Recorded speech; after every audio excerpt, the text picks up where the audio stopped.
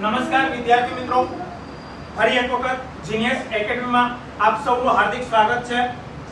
આપણે જે અપૂર્ણાંક છે અને પાછલા વિડિયોની અંદર છે એ અપૂર્ણાંક વિશેની માહિતી જોઈ ગઈ। આપણે અંશ અને છેદ એના વિશે આપણે માહિતી જોઈ ગયા હતા। હવે આપણે જોઈએ તો અપૂર્ણાંકની અંદર શુદ્ધ અપૂર્ણાંક કોને કહેવાય અને અશુદ્ધ અપૂર્ણાંક એટલે શું।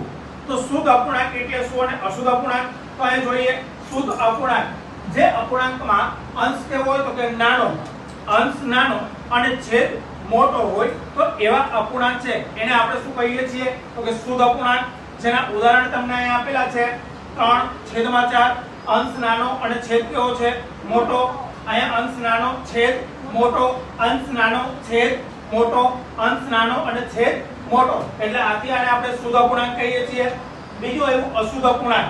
અશુદ્ધ અપૂર્ણાંકની અંદર જે અપૂર્ણાંકની અંદર અંશ મોટો અને છેદ નાનો હોય તો એવા અપૂર્ણાંક છે જેને આપણે અશુદ્ધ અપૂર્ણાંક તરીકે ઓળખીએ છીએ। તો એના ઉદાહરણમાં આપણે જોઈએ તો અહીંયા અંશમાં 12 છે અને છેદમાં 7 છે, એટલે અંશ કેવો થયો મોટો અને છેદ કેવો થયો નાનો, એટલે અંશ મોટો અને છેદ નાનો જેને આપણે અશુદ્ધ અપૂર્ણાંક કહીએ છીએ। 15/6, 11/3, 24/7।